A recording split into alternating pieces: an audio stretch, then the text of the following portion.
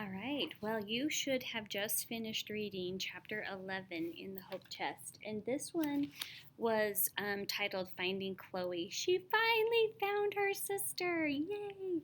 So you've been kind of waiting for her to catch up with her this whole time, and she finally catches up with her. Now, some very interesting things happen in this chapter.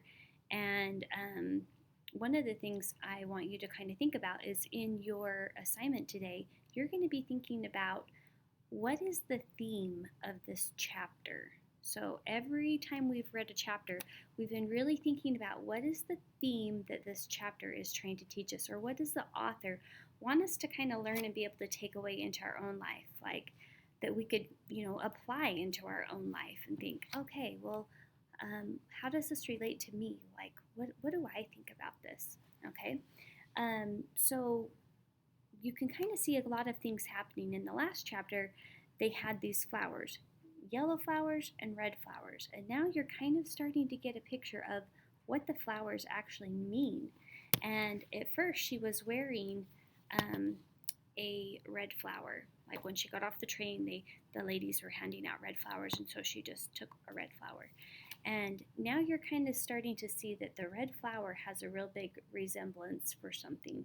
And um, part of that is the people who are against having women's rights. Okay, so she goes to the motel, and a couple of really interesting things happen. Like number one, she's hungry, and she wants to go get something to eat, and she has some money, and they won't let her go in one of the rooms because it's for men only. And so the man like says, nope, you can't come in here. And she's like, but I'm hungry and I have money. And he's like, well, that doesn't really matter. Like, you have to go down to a different floor or whatever. And so that's very interesting. Um, so women not being able to eat in the same place as men, that's kind of strange. Then also we have Myrtle, and she's missing, and she's kind of worried about her. But they kind of say, hey, well, because she's an African American child, we're probably not going to even know what to do with her, even if we did look for her and find her. Isn't that kind of an interesting thing? So, as you do your homework today, I want you to think about the theme of what you are learning from this. What is your takeaway?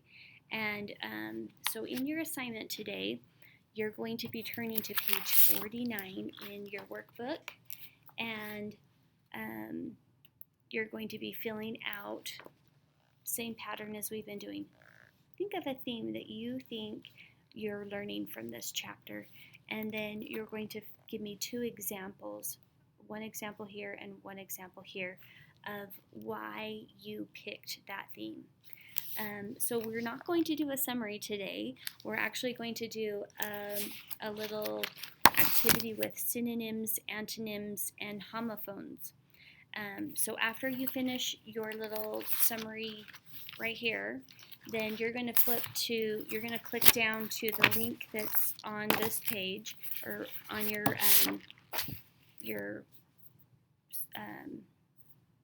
class schedule, and you're going to click on there, and it's going to pop up with a little graphic that you're going to get a piece of paper, and you're going to draw the columns, and then you're going to pick words that are synonyms, antonyms, and homophones. Now, I put some links on there in case you can't remember what synonyms, antonyms, and homophones. We haven't talked about homophones yet, and so I want to give you a little glimpse of what that is. Homophones are words that they sound the same, but sometimes they're spelled different and they mean completely different things. So I have a little link on there that you can watch a little video clip on it. But for the basics, it's kind of like the word bear. Now, bear could mean two different things. It sounds the same, bear, but it could mean like the bear, rawr, bear, right? Or like the animal. Or it could be like the ground didn't have anything growing on it. It was bare. The ground was bare. So we have two words that sound the same, spelled different and mean completely different things. So that would be like a homophone. So you can watch that video link too. Gives you more great examples to help you out with that. All right, so that would be your assignment today.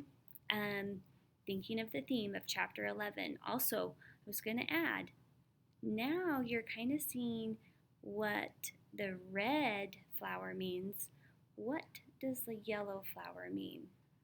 And think about that as you are writing your supporting details. All right, okay. I will see you later. If you have any questions, you can always ask your teacher at Zoom.